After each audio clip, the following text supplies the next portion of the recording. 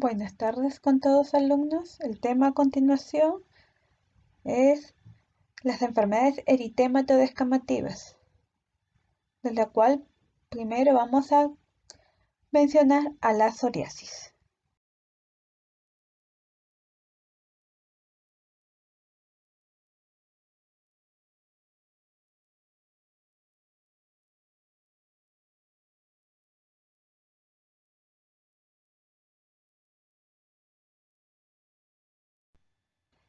Esta es una enfermedad inflamatoria crónica sistémica de naturaleza inmunológica con predisposición genética, con múltiples factores desencadenantes, y su manifestación clínica característica va a estar presentada por placas eritematodo-descamativas, las cuales son bien delimitadas, de forma y extensión variable y con bordes ligeramente elevados. Y dentro de su histopatología va a estar dado por una hiperplasia epidérmica y una queratopoiesis acelerada. Dentro de la definición vamos a ver que es catalogada como una dermatosis inflamatoria de etiología desconocida. Es de curso crónico y con brotes recurrentes. Muestra una gran variabilidad clínica y evolutiva con el tiempo. Y en los pacientes tiene un gran impacto en lo que es la calidad de vida. Dentro de la epidemiología de la enfermedad vamos a ver que es mayormente de origen caucásico, de un 2 a 3%. Afecta a todos los grupos etarios y ambos sexos por igual, pero con predominio en el sexo masculino y a partir de los 30 a 40 años. Es una enfermedad poligénica y de múltiples factores, y como es multigenética, como hemos dicho, si afecta a un padre, hay 14% de que un hijo nazca con psoriasis. No nace, sino produzca con el tiempo psoriasis. Y si ambos padres tienen psoriasis, hay una predisposición del 40%. Vamos a ver que en esta psoriasis el gen más frecuentemente relacionado es el SORS en los 15 diferentes cromosomas relacionados con la enfermedad, y el más frecuente de los SORS es el SORS1. Vamos a ver dos formas clínicas según el inicio de la enfermedad, como es la psoriasis tipo 1 antes de los 40, con una incidencia familiar frecuente, y se encuentra asociado con el complejo de histocompatibilidad HLA-CW0602. Y el psoriasis tipo 2 es después o mayor de los 40 años. Hay pocos casos, se dan en casos muy aislados y tiene poca prevalencia familiar. Como dijimos, la etiología es desconocida, y como tiene factores genéticos, como dijimos, van a desarrollar el complejo de histocompatibilidad HLA-CW0602 y el SORS1. Los factores ambientales también desempeñan un papel importante en todo lo que es desencadenamiento de la enfermedad o exacerbación de esos brotes. Con respecto a la genética, como ya le expliqué, si en ambos padres tienen psoriasis, hay un 40-41% de padecer psoriasis en algún momento. Si es uno de los padres, 14%. Si alguno de los hermanos tiene, hay un 6%. Y entre mellizos sí hay mayor posibilidad, de un 35-70%. Y cuando ningún padre o hermano está afectado, solamente hay el 2% de padecer la enfermedad.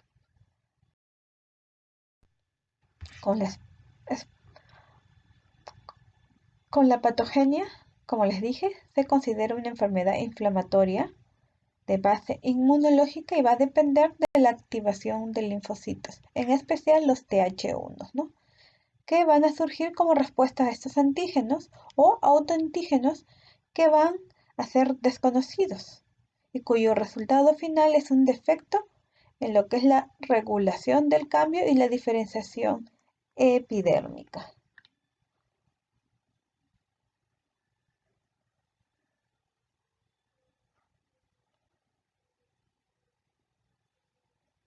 ¿Y qué nos va a producir todo esto?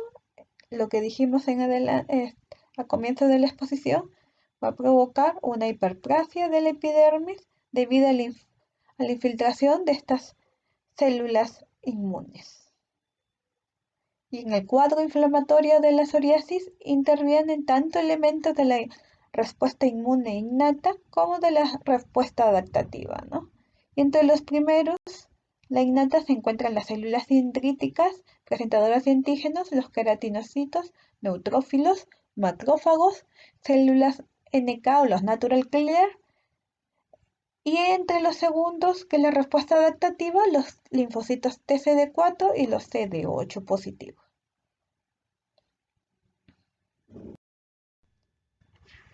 Como estamos diciendo, dentro de la respuesta adaptativa tenemos la CD4, también a las TH1 y las TH17 y las células T efectoras CD8. Estas van a entrar o penetrar en la piel y se acumulan en la epidermis, provocando una hiperplasia de estas. De ahí ocurre un alojamiento de estas células T en la piel, provocando un microambiente anormal. ¿Esto qué va a hacer? Una inducción de la secreción de las citoquinas y factores de crecimiento, causando una hiperproliferación de estos queratinocitos que hemos explicado anteriormente, y producen las lesiones características, que son las placas eritematosas escamativas.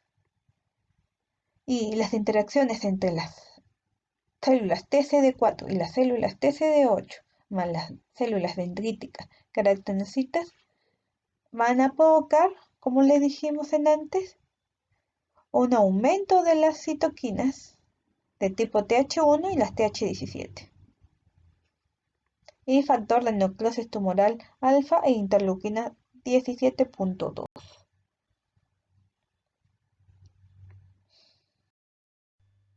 Con respecto a la fisiopatología, ya estamos seguros que hay una mediación inmunológica, como le expliqué anteriormente, por las citoquinas proinflamatorias, en especial la interleuquina 17, que es un coactivador de transcripción de la LKBZ, que es lo que va a hacer regular la respuesta innata y adaptativa, como lo hemos explicado anteriormente.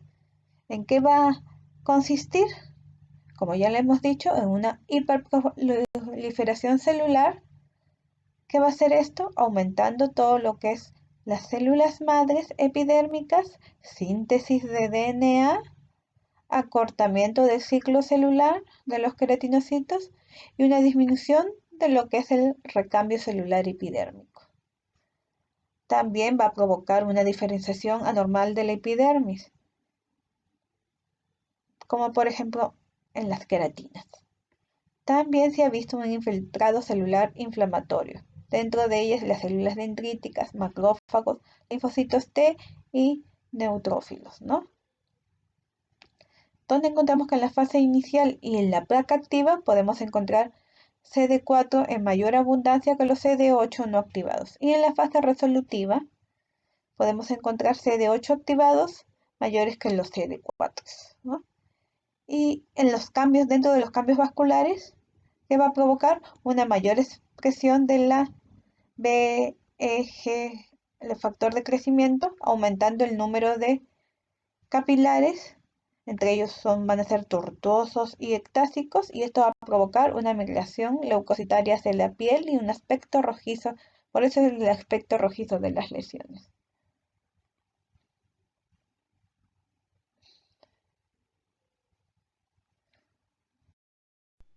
Continuando con la fisiopatología y la patogenia de la psoriasis, en esta lámina vamos viendo la piel normal con una piel llena de una placa de psoriasis. Como vemos en esta piel normal, en la epidermis, vemos el complejo antígeno, en la yéndose a la dermis, este complejo va a liberar citoquinas y en la dermis va a migrar a los que son los ganglios linfáticos.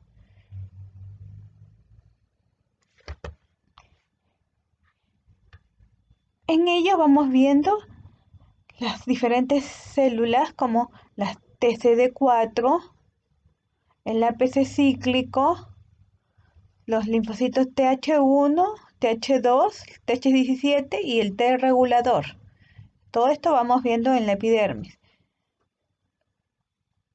Después este complejo se va a activar y vamos a ver que dentro del factor de necrosis tumoral alfa va a haber un aumento de las citoquinas proinflamatorias, aumento de las moléculas de adhesión, aumento del factor de crecimiento endotelial vascular y aumento de los queratinocitos.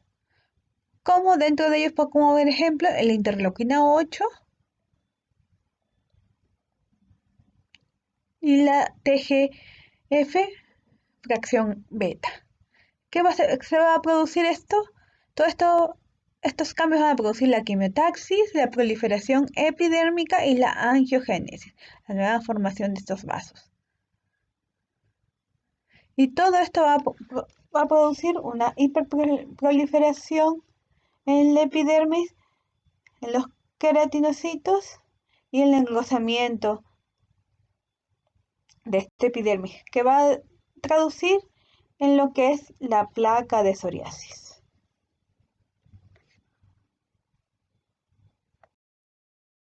En este diapositivo vemos un resumen de todo lo que hacen todos estos factores para producir la placa de psoriasis.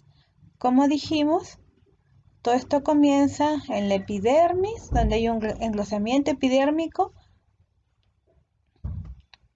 También nos va a conllevar a una proliferación de estos queratinocitos activados, un aumento de esta vascularización y todo esto produce una inflamación. Quiere decir que va a haber una sobreproducción de las citoquinas que hemos mencionado en el cuadro anterior.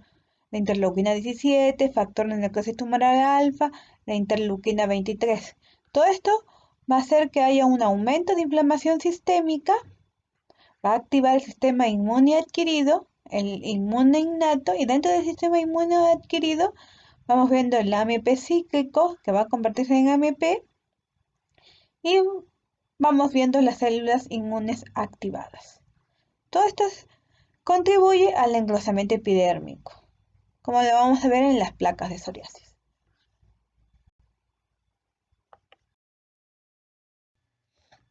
¿Cuáles son los factores desencadenantes?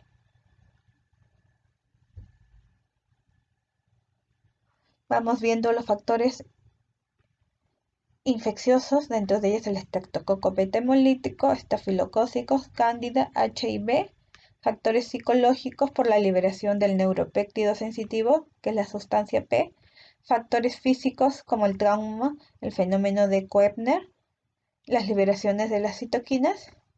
Dentro de los factores bioquímicos, niveles elevados de ácido AMP cíclico defectuoso y factor de activación plaquetaria. Y podemos encontrar también medicamentos, factores endocrinos, metabólicos y ambientales, ¿no? Estos, con la predisposición genética, puede haber un inicio de las exacerbaciones de la enfermedad que suelen ser precedidas por un grupo de factores desencadenantes, ¿no?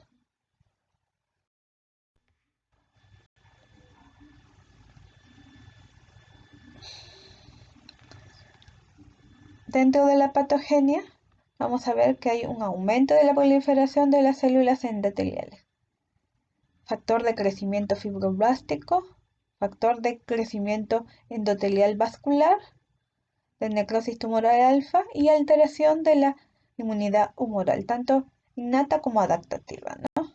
¿Qué va a hacer esto? Aumento de los niveles séricos IgA, IgG, IgE y factores anti-IgG, ¿no? Y inmunocomplejos. Como estábamos terminando de ver los factores desencadenantes, entre ellos el estrés, causas infecciosas, traumas locales por el fenómeno de Koepner, el uso de alcohol, el uso de drogas, predisposición genética. ¿Qué va a causar esto? Un aumento de la proliferación celular, la liberación de estos linfocitos T, TH1 y TH17, y el aumento de estas prostaglandinas, ¿no? Y un cambio vascular, una dilatación vascular y un aumento de estos neutrófilos. Dentro de los medicamentos que están por factores desencadenantes tenemos a los antimaláricos, el litio, corticoides sistémicos y más de las otras diapositivas, trauma físico, infecciones. Dentro de los factores endocrinológicos, la obesidad, a mayor peso, mayores brotes de psoriasis, el abuso del alcohol, el cigarro, y mucho tiene que ver en el desencadenante de brotes el estrés emocional, ¿no? Y también se ve en la psoriasis pustulosa y generalizada el aumento de una hipocalcemia, ¿no? Y en el embarazo, esta psoriasis mejora en un 30-40%. Dentro de las manifestaciones clínicas,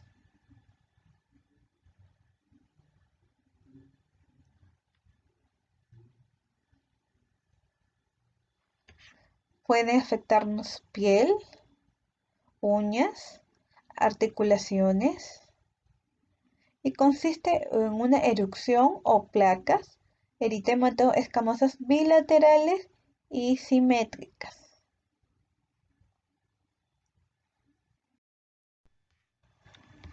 Tienen que acordarse bastante de lo que se caracteriza una psoriasis, acompañada de placas eritemato descamativas grandes, bien delimitadas, distribución simétrica y que va a afectar piel, mucosas, cuero cabelludo y uñas, con escasa descamación.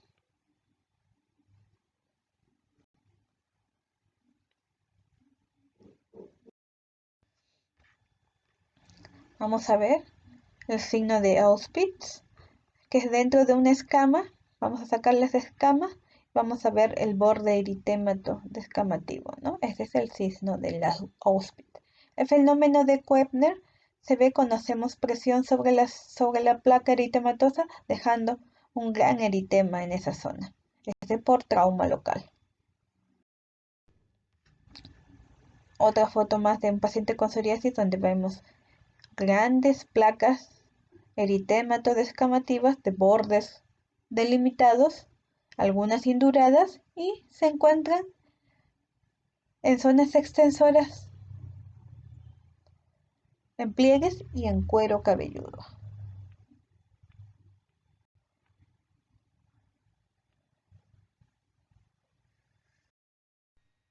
Otra foto más del fenómeno de Koepner. Como vamos viendo, el traumatismo local. Presionas a un paciente sobre la placa y va a dejar toda esa lesión. Los anillos hipopigmentados de Voronov, que también es otra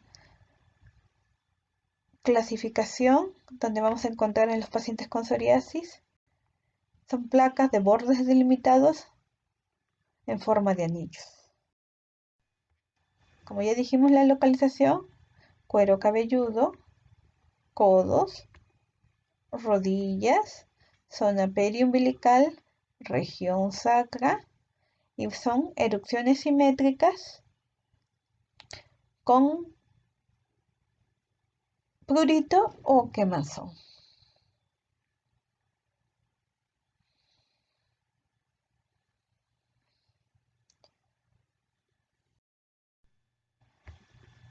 Acuérdese bien que la lesión elemental es una placa extensa, o pueden ser placas pequeñas, eritematodes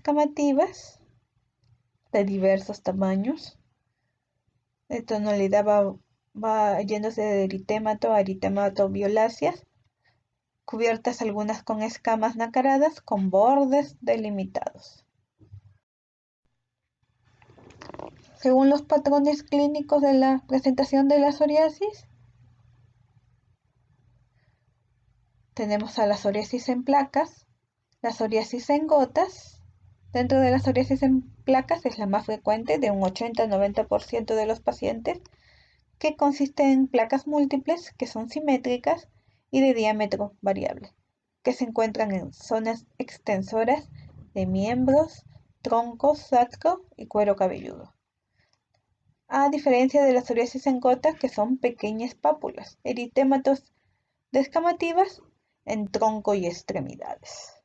Esta se encuentra de un 10 a 20%.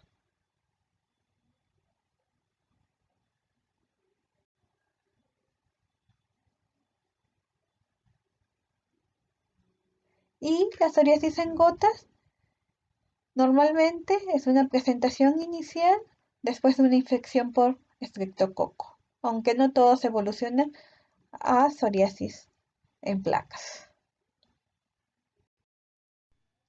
La psoriasis eritrodérmica se caracteriza por el reconocimiento eritemato inflamatorio y con ligera descamación, que es así, es generalizada y puede ocasionar alteración del estado general del paciente.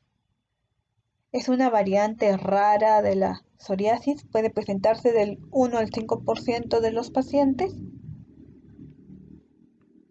que afecta a más del 90% de superficie corporal y puede estar acompañado de signos como fiebre, leucocitosis, desequilibrio electrolítico y déficit proteico. La psoriasis pustulosa se caracteriza por tener pústulas estériles, manifestaciones sistémicas asociadas y generalmente la encontramos en regiones palmoplantar.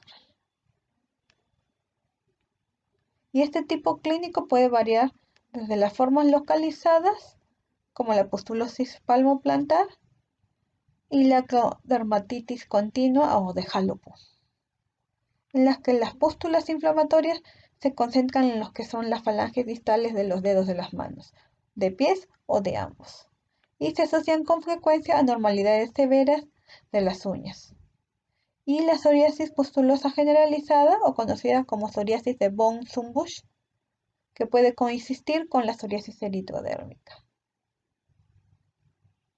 La psoriasis, las formas agudas de la psoriasis son normalmente la psoriasis cutata o en gotas y las psoriasis pustulosas, ¿no?, generalizadas. Y normalmente se encuentran ambas asociadas a cuadros infecciosos.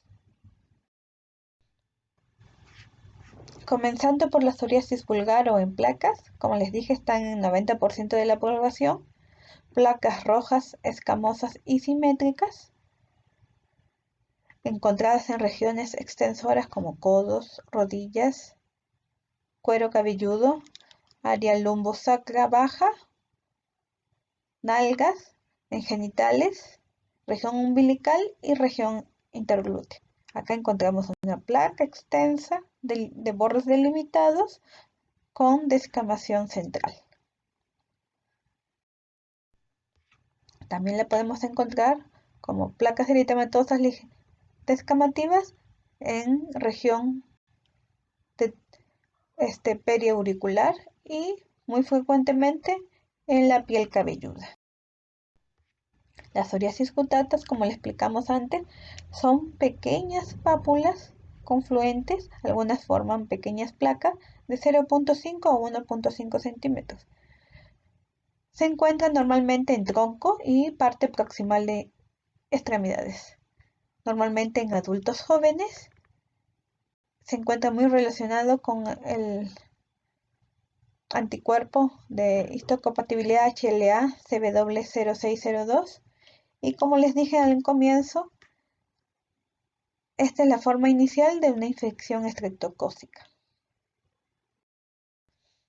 La psoriasis invertida es la que normalmente encontramos en región infraaxilar, en región inguinal o las ingles y a veces en la región cervical, ¿no?, donde encontramos también estas placas, eritémato, pocas descamativas de bordes bien definidos, ¿no? Y la transpiración está deteriorada en las zonas afectadas. La psoriasis eritrodérmica, como acá lo vemos, más del 90% de superficie corporal total es generalizada, escamas muy superficiales, una vasodilatación generalizada, puede causar hipohidrosis, que es la oclusión de los conductos sudoríparos, y también ocasionar edema en miembros inferiores por la vasodilatación y las pérdidas de las proteínas. Como les dije en un inicio, afecta todo lo que es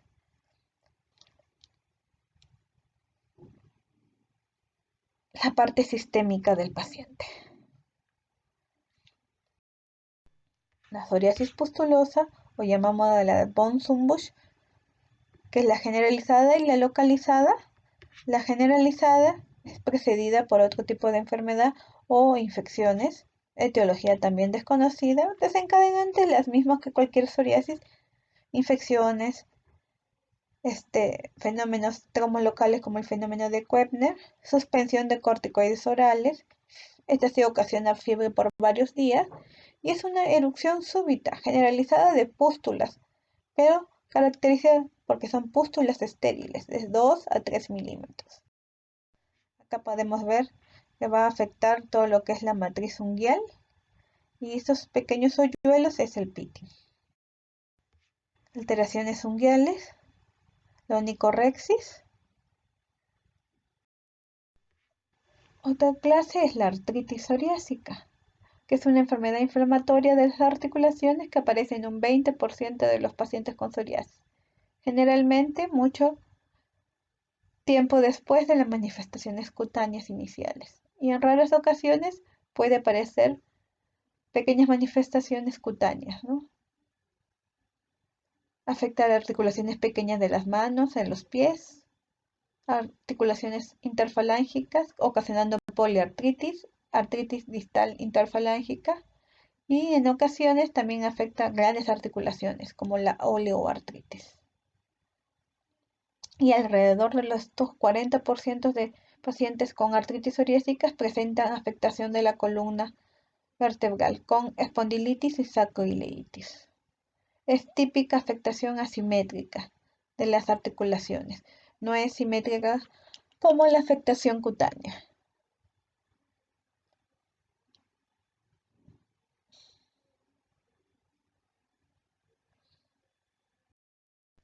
El diagnóstico es eminentemente clínico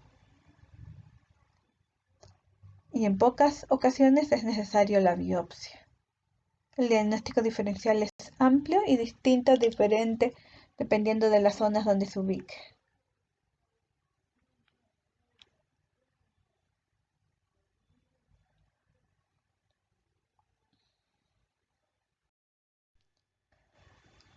De acuerdo a la histopatología,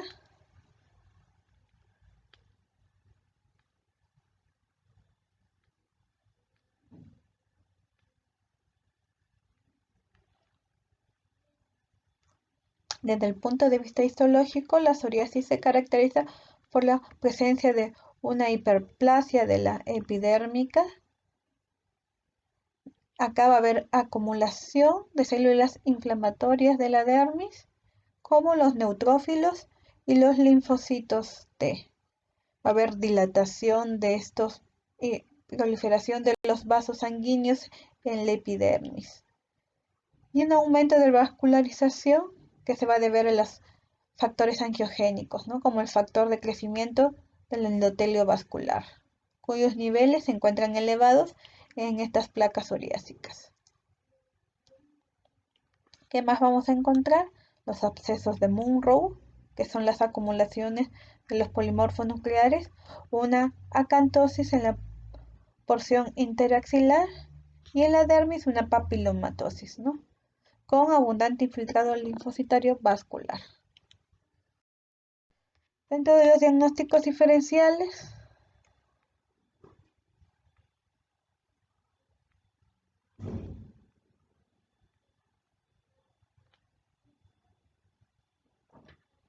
la psoriasis vulgar podemos encontrarlos con las linfomas cutáneos, la tiña, la psoriasis en gota, con pitiriasis rosada, líquen plano, la psoriasis eritrodérmica, por un RAM producido por fármacos, una pitiriasis rubra pilari y la psoriasis pustulosa con impétigo y síndrome de artritis reactiva, ¿no? Un algoritmo del diagnóstico y tratamiento. Vamos a ver que el diagnóstico es clínico. Si no vemos que es algo clínico, que si no notamos muchas características clínicas, se le realiza la biopsia, ¿no? Y ya con eso llegamos al diagnóstico. Tenemos que ver también los que son psoriasis en placas. Hay que ver si son severas, moderadas o graves. Si son severas es mayor del 30%. Ahí sí le damos tratamiento sistémico, tanto de primera línea como de segunda línea, ¿no?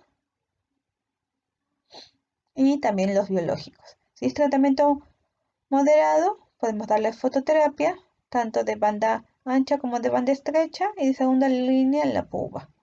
Y si es menos del 10% leve, tratamiento tópico y tratamiento bioral.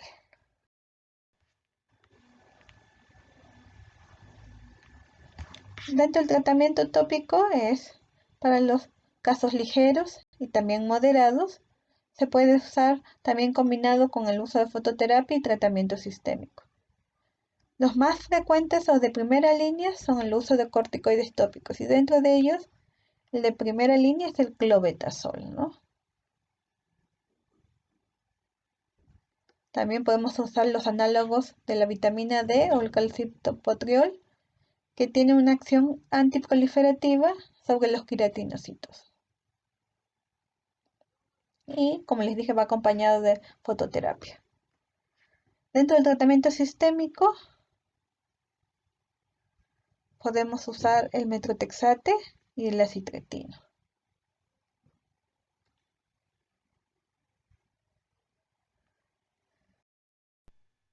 Como les dije, de primera línea, los corticoides tópicos, el derivado de la vitamina D, el tazaroteno,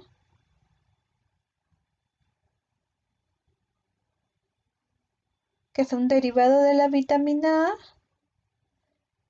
y es un retinoide de tercera generación que se emplea en forma de gel y tiene una eficacia semejante a los análogos como el calcipotriol.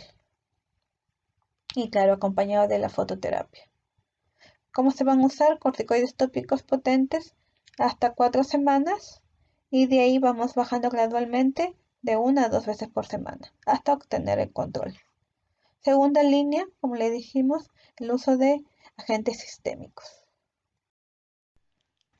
Las recomendaciones para el uso de los esteroides es la dosis inicial de 1 a 2 veces al día, dosis de mantenimiento, reducción gradual, como les dije, hasta inicios del efecto y el control del paciente, comienzo del efecto clínico de 1 a 2 semanas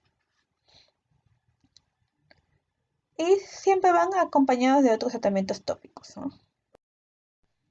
Los inhibidores de la calcineurina, como el tacrolimus, en psoriasis facial, de flexuras y genitales, de 1 a 2 veces al día, y su efecto se ve a las 8 semanas de uso.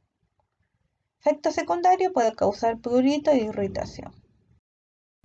Dentro de la fototerapia y la fotoquimioterapia, que vamos a aplicar acá, la aplicación del luz ultravioleta es útil en todo lo que son las psoriasis moderada a severa que no responden a lo que es el tratamiento tópico, ¿no?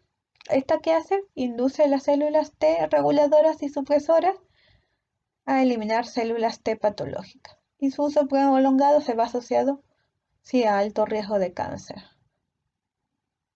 El que más se usa es el de banda estrecha.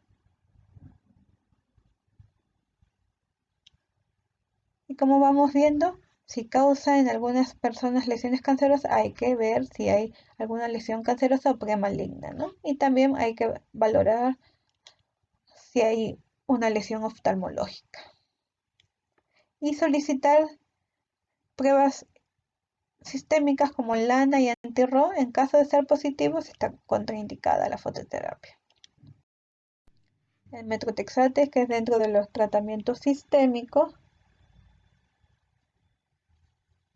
el más usado es el metotrexate en psoriasis pustulosa y artritis psoriásica, ¿no?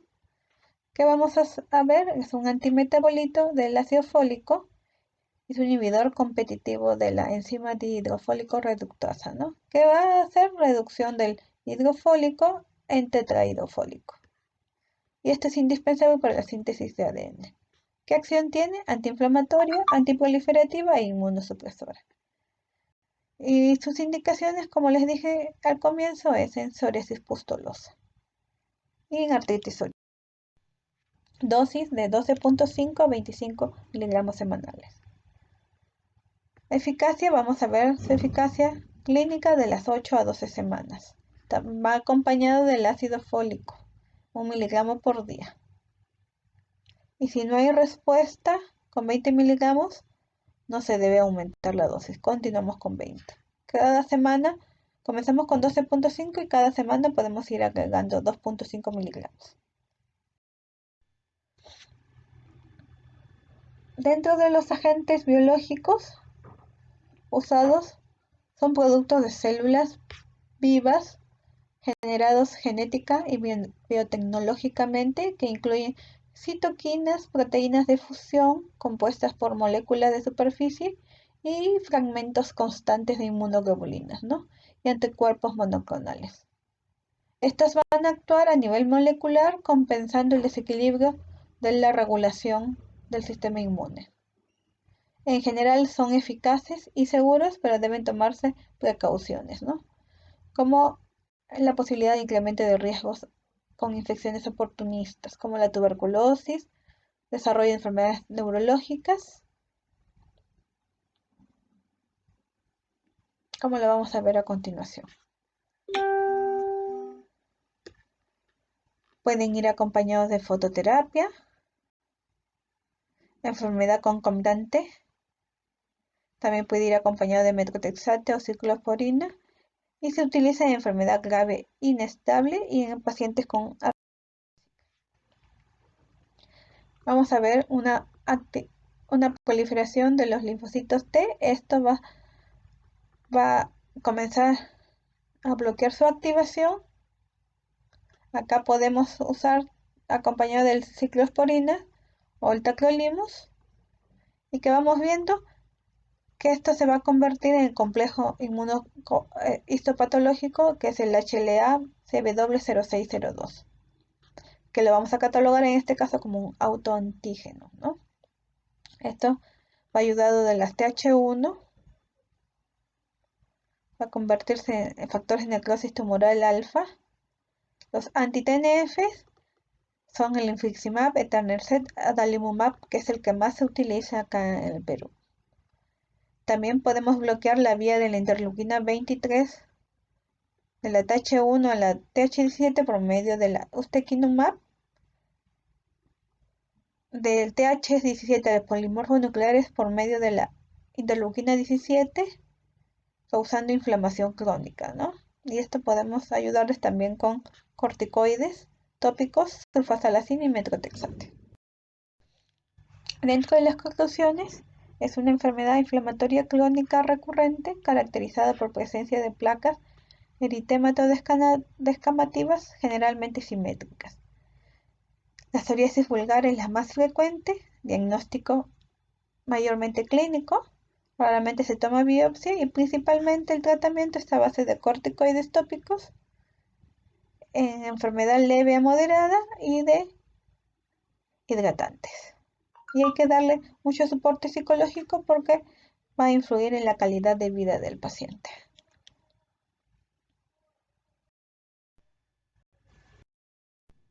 Otra de las enfermedades eritémato-descamativas es el líquen plano.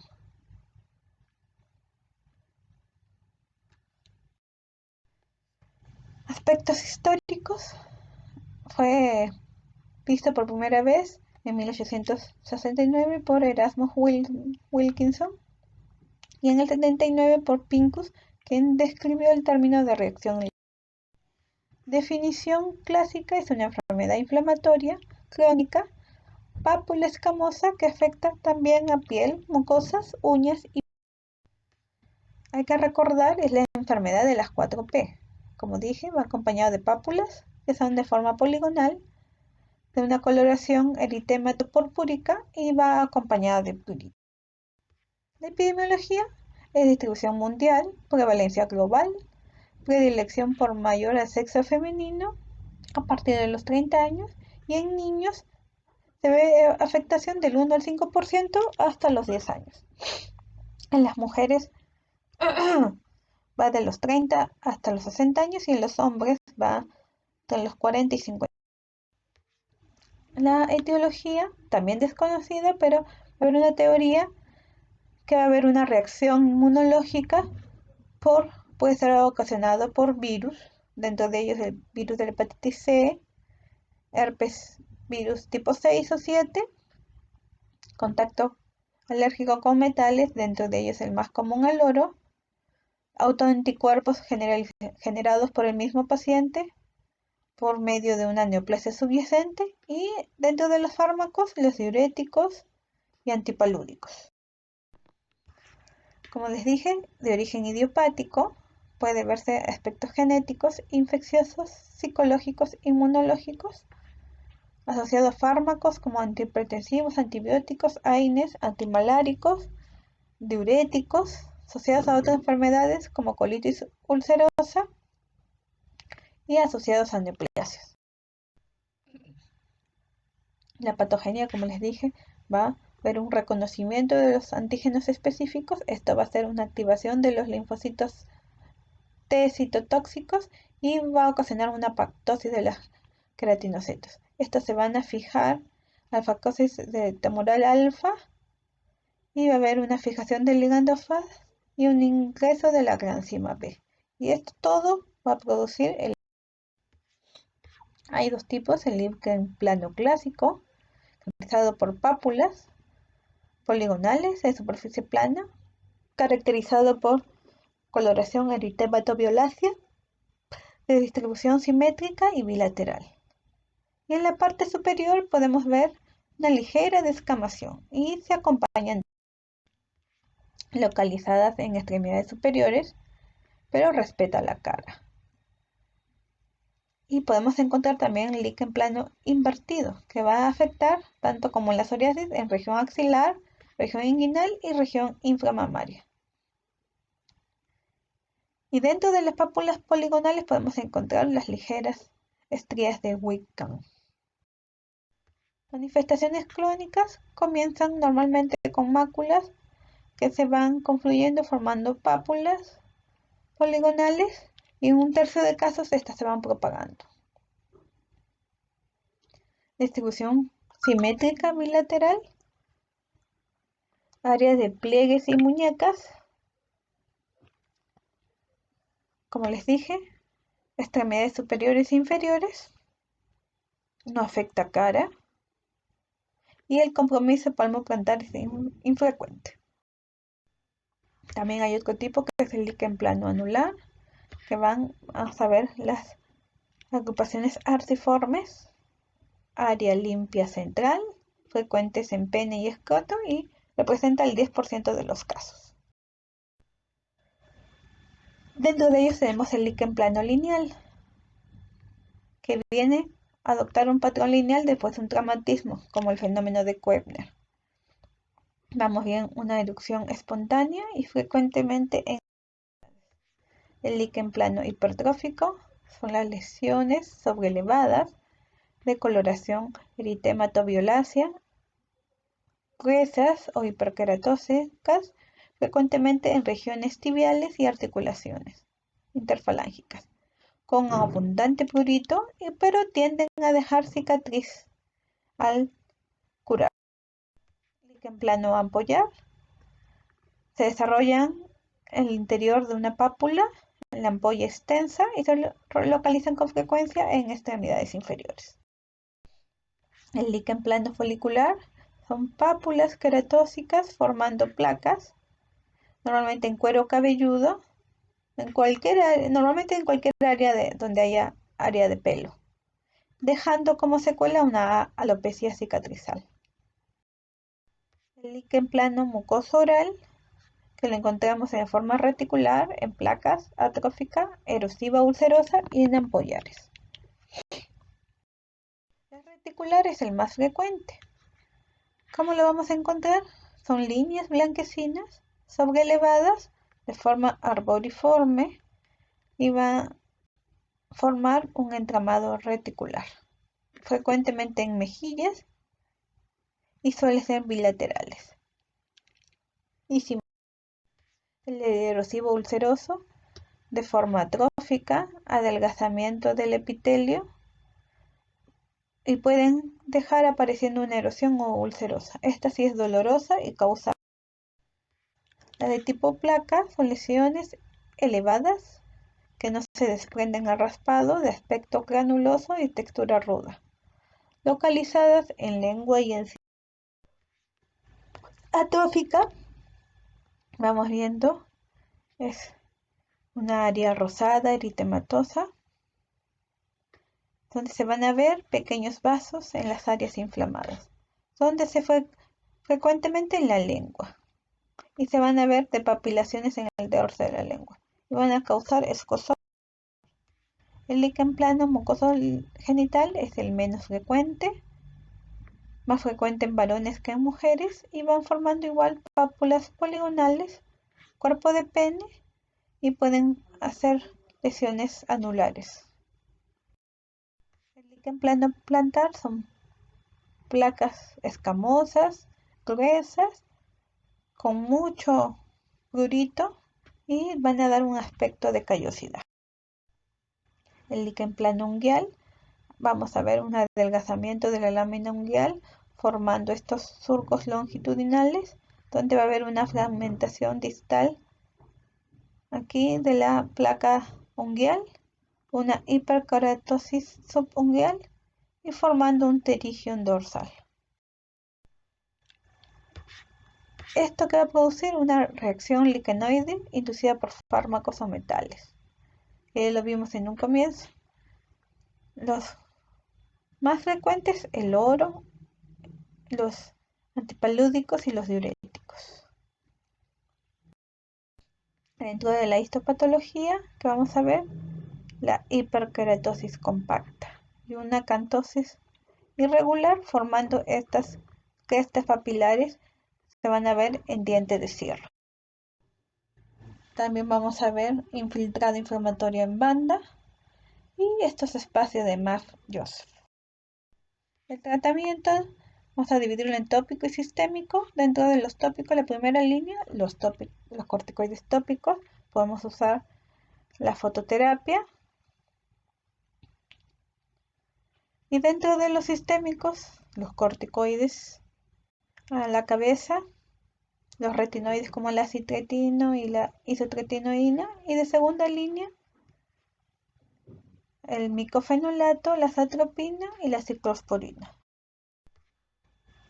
El líquen plano oral de primera línea, los corticoides tópicos. Dentro de los sistémicos está el etrenato, los derivados de los retinoides. Y dentro de la segunda línea, la ciclosporina y la hidroxicloroquina. Otra enfermedad eritematoso-descamativa es la parasoriasis. Es una enfermedad caracterizada por eritema, escamas y de límites netos, poca frecuencia y de evolución crónica, caracterizado por parches escamosos, que pueden parecerse, tienen mayor incidencia por encima de la sexta década, frecuencia mayor en sexo masculino, en todos los grupos etarios y todos los grupos raciales. Etiología, como todas estas eritematos desconocidas, eritematos escamosas, es de la etiopatogenia, es muy parecida a la de la psoriasis. Vamos a ver dentro de los antígenos peptídicos, antígenos lipídicos, van a formar los inmunocomplejos, van a proliferar los linfocitos T, va a haber esta vasación de la proliferación de estos vasos.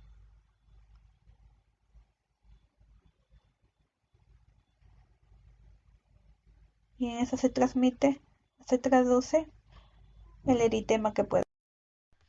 Dentro de las manifestaciones clínicas se caracteriza por psoriasis en placas, de grandes placas y de pequeñas placas. De pequeñas placas son placas pequeñas, ligeramente sobrelevadas, bordes definidos, menor a 4 centímetros, de escasas escamas o localizadas en tronco y extremidades. No refieren prurito y tienen a cambio de las grandes placas, que son placas escamosas, redondeadas, irregulares, mayor a 4 centímetros, localizadas en tronco, glúteos, mamas y extremidades, y pueden evolucionar estas sí al linfoma cutáneo de etapa inicial. Diagnóstico es la evaluación clínica, pero acá sí necesitamos biopsia de piel para catalogar si es una psoriasis de grandes placas, ¿no? Y la inmunopatología en casos del linfoma cutáneo. ¿Qué encontramos en la histopatología? Una dermatitis espongiótica leve y una paraqueratosis compacta y un infiltrado de los CD4 perivasculares superficiales en la interfase y de forma liquenoide. Tratamiento: usamos hidratantes, corticoides tópicos a la cabeza, inhibidores de la calcineurina como el tacrolimus y mucho ayuda a la fototerapia, especialmente la UVB. Conclusión: la psoriasis es una enfermedad también eritematoso-descamativa, pero con escamas furfuráceas de límites delimitados o netos, caracterizadas por ser pequeñas placas y grandes placas. La de grandes placas lo podemos encontrar en una etapa inicial a desarrollarse en una linfoma cutáneo, ¿no? Por eso es importante la biopsia y la inmunología para saber qué clase es, si está iniciando un linfoma cutáneo. Y el tratamiento está hecho por hidratantes y corticoides tópicos. Y para finalizar, tenemos a la pityriasis rubra pilaris. Dentro de la definición, es una dermatosis muy infrecuente, que afecta tanto piel como mucosas, ¿no? Y que va caracterizado por la alteración de la queratinización. Podemos encontrar la pityriasis rubra pilaris juvenil, que es más afección en hombres que en mujeres, la de tipo adulto, ambos sexos por igual, más frecuente en la raza caucásica, y la encontramos en la primera, segunda y sexta década. Etiología también desconocida, puede deberse a la deficiencia de vitamina A o de la proteína ligadora del retinol, ¿no? También tiene factor hereditario hasta en un 6.5%. Y el tipo 5 es el más, es uno de los poco frecuentes. El tipo 1 es el más frecuente. La patogenia, vamos a ver que en la pityriasis rubra pilaris familiar se ha identificado por lo menos mutaciones del gen CAR14 ubicado en el cromosoma 17q25, que va a sobreactivar la vía de señalización del factor kappa, provocando una respuesta inflamatoria exagerada. Por eso es que se debe mucho al origen inmunológico. Enfermedades autoinmunitarias, artritis reumatoide o dermatomiositis.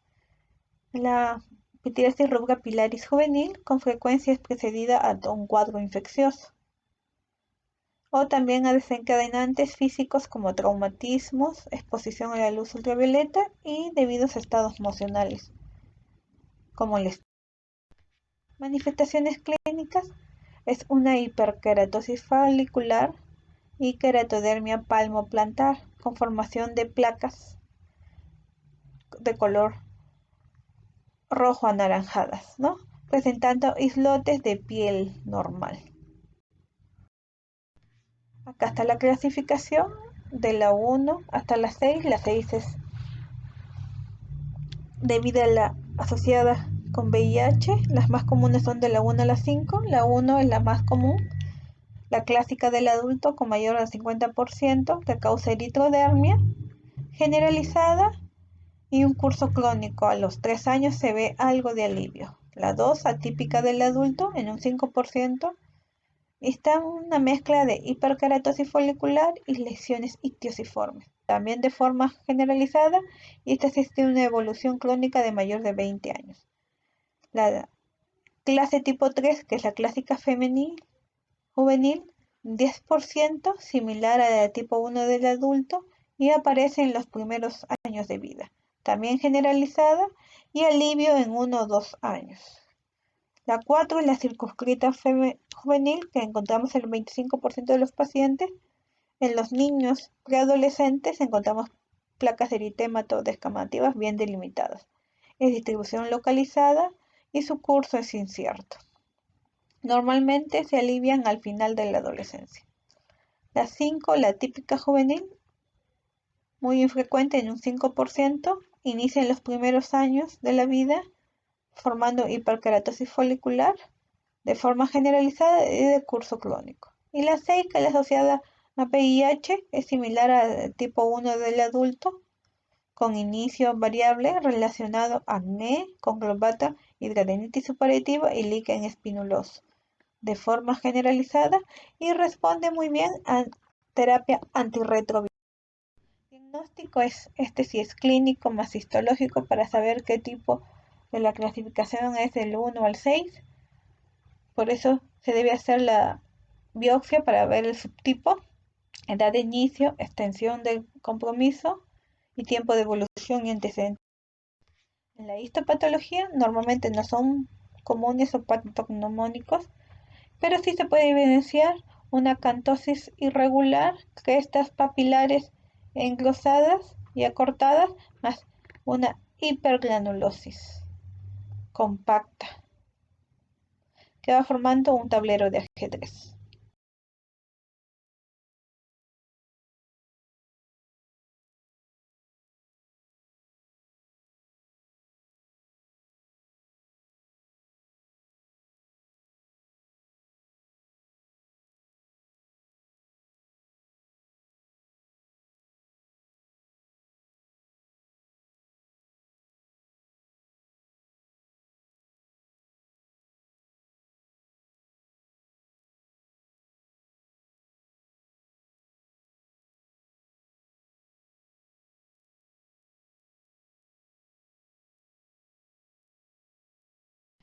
Conclusión: la pityriasis rubra pilaris es una dermatosis infrecuente que afecta tanto piel como mucosas y presenta alteración de la queratinización.